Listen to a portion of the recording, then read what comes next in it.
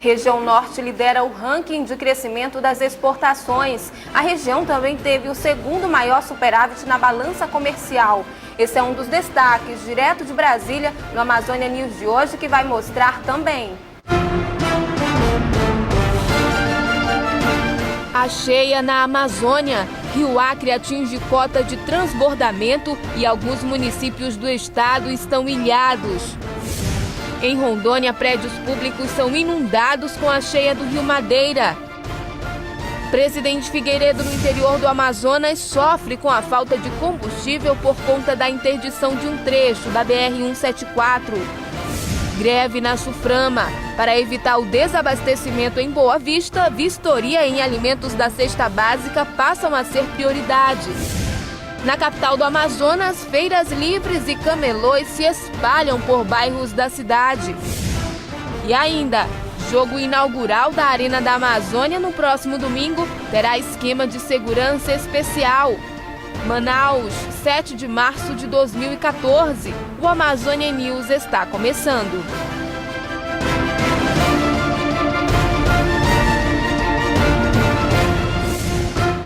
Olá, bom dia. A cheia deixa a população amazônica em alerta. Alguns municípios dos estados do Acre, Amazonas e Rondônia estão ilhados. O Rio Acre, por exemplo, voltou a superar a cota nesta quinta-feira, atingindo a marca de 14 metros. Com as fortes chuvas do inverno amazônico, a situação da cheia do Rio Acre preocupa autoridades acreanas.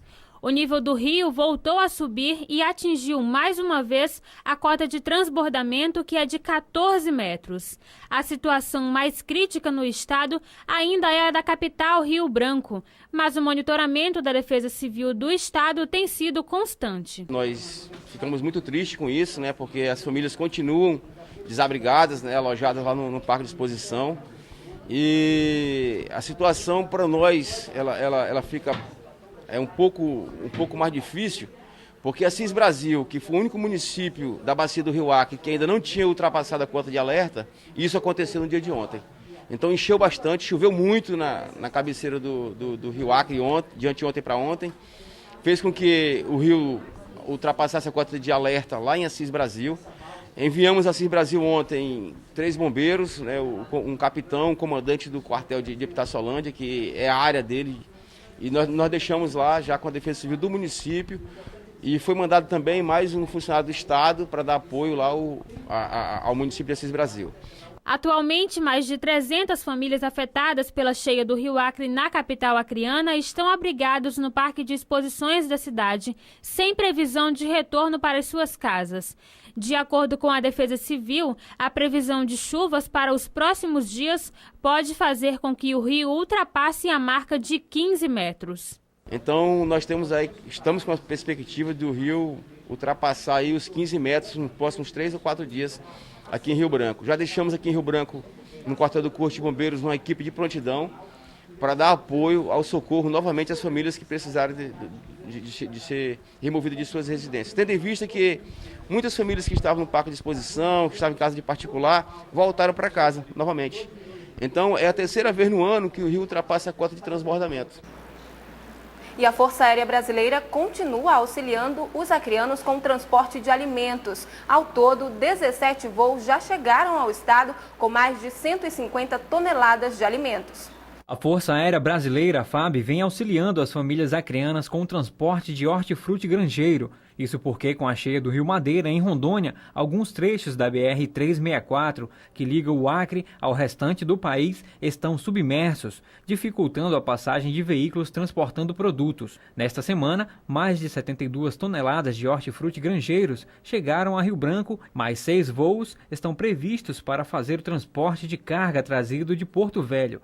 Essa mediação da FAB assegura o abastecimento dos produtos às empresas fornecedoras para os próximos dias. O governador do estado do Acre vem discutindo diretamente com empresários alternativas para que o estado do Acre não sofra desabastecimento. Desta forma, as entidades, apesar da gravidade da situação, orientam os consumidores em geral quanto à não necessidade de corrida ou alteração no hábito de consumo. Esclarecem também que esse fato não irá representar ônus ou custos adicionais nos preços dos produtos. E a enchente do Rio Madeira afeta o atendimento no Tribunal Regional Eleitoral e na Receita Federal de Rondônia. A água está próxima de invadir outros prédios, como o Idaron e a Justiça Federal. O primeiro prédio a ser inundado pela cheia do Rio Madeira foi do Tribunal Regional Eleitoral há cerca de 15 dias. Nesta semana, a Receita Federal também paralisou as atividades após a água invadir parte do prédio. O muro está debaixo d'água e corre risco de desabar. O prédio foi interditado na sexta-feira a pedido da Defesa Civil. Segundo a assessoria de imprensa da Receita Federal, a medida foi por questões de segurança, pois a água tomou conta da parte subterrânea onde estão os para-raios e um novo local está sendo providenciado para atendimento ao público. A retirada dos móveis e a mudança para o novo local está prevista para iniciar nesta quarta-feira. Entretanto, os usuários podem realizar diversas operações e obter informações através do site www.receita.fazenda.gov.br. Próximos aos prédios do TRE e Receita, a sede do Idaron e da Justiça Federal também começam a ser tomados pela cheia. E na zona rural do município de Apuí, no interior do Amazonas, moradores às margens dos rios Aripuanã, Sucunduri e Tapajós sofrem com as cheias que afetam o sul do Amazonas. Comunidades inteiras estão debaixo d'água. O nível do rio Aripuanã sobe de 10 a 20 centímetros diariamente. Muitas famílias abandonaram suas casas e outras devem procurar abrigo nos próximos dias. Mais alguns centímetros e o nível da água supera uma marca histórica atingida no ano passado. A comunidade de Santa Maria foi a mais afetada. Por pouco, a água ainda não atingiu a cruz instalada no teto da igrejinha. As casas estão literalmente embaixo d'água. Os moradores procuram abrigo em terra firme, onde devem permanecer até a vazante. Após uma cratera na BR-174, o tráfego de veículos pequenos estava sendo feito por um desvio na lateral da rodovia. O Exército colocou uma ponte e o percurso havia sido liberado, mas um acidente com um caminhão prejudicou a estrutura dessa ponte. O tráfego continua sendo feito pelo desvio. No início da manhã de quinta-feira, um caminhão carregado de frutas danificou parte da estrutura da ponte. O problema fez com que fosse interrompido o fluxo de veículos no local. A Polícia Rodoviária Federal voltou a liberar o desvio feito pela Prefeitura. Veículo de até 30 toneladas, na média de 30 toneladas estava passando. Só que deu um probleminha, e nesse momento, às 8 horas da manhã, deu um probleminha, o pessoal vai resolver rapidinho e vai voltar a passar. Isso é um alívio muito grande, né? Porque a gente está com uma pendência desde domingo, né? E hoje que a gente está conseguindo retornar a Manaus, né? Com o fechamento da ponte, uma fila quilométrica se formou na BR-174. O controle está sendo monitorado pela Polícia Rodoviária Federal para que não haja nenhum tipo de congestionamento. E os pedestres voltaram a fazer baldeação no trecho danificado. Só está passando os veículos pequenos. Por vez, a gente libera um período de tempo o pessoal que está no sentido decrescente, sentido Manaus. E logo após, por mais um tempo, libera o pessoal que está no sentido crescente, que é o sentido Presidente Figueiredo. Homens do Exército estiveram no local fazendo os reparos da ponte e já foi liberada novamente. E ontem, novamente, a ponte foi liberada para o trânsito de veículos pesados e de ônibus. E com o rompimento da BR-174 na altura do quilômetro 57, muitos caminhões não podem passar na ponte devido ao peso. E por este motivo, o município de Presidente Figueiredo já está sem combustível.